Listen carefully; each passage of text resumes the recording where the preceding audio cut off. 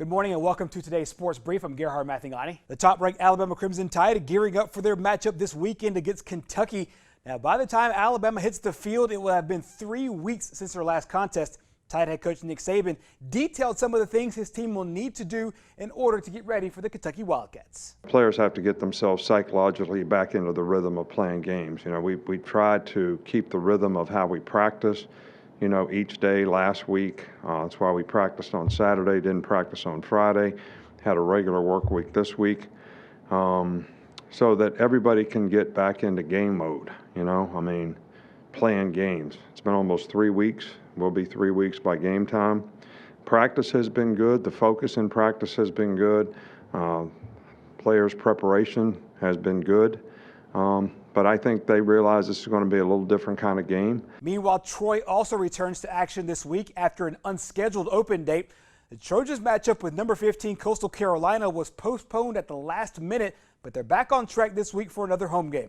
Head coach Chip Lindsey says the postponed game actually had a silver lining as they got several players healthy. I think the time can help us for sure. That we had a couple guys that were banged up that I think now should be ready to go by Saturday, and so we try to use it as a blessing. And one of the things I told our team is we were in a situation because of the cancellations early in the year. We were about to play 12 straight weeks without a bye week. So we have to try to look at the positive of everything.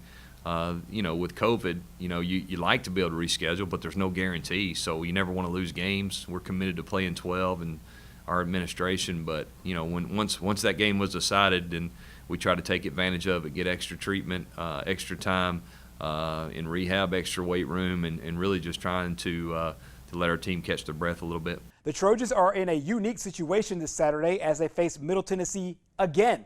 The two teams played against one another in Week 1. Troy won that first matchup 47-14, and now they play this game in Troy.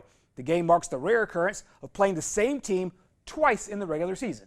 I think it's unique for sure in college football. It's very unique. I think we did that one year. I think one other time when I've been in college football, we've done that. Played a team in the regular season and the championship game. In high school, you do it quite a bit. So for the same reasons, you play in the regular season and then the playoffs. So been through this before, but really I think this is only the second time in college football that's happened since I've been in 10 years or so. So I think for us, it's really, though, at the end of the day, the team's somewhat who they are, and we're the same way. It's going to come down to us taking care of the ball and executing. We can't all of a sudden reinvent the wheel and be something that we're not. Every good coach tries to play the strengths of their team as much as they can.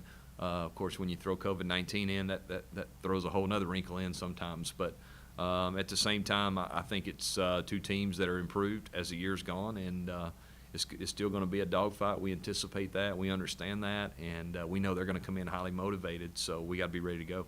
The Trojans and Blue Raiders square off Saturday at 2:30 in Troy. That wraps up your sports brief. Our program continues next.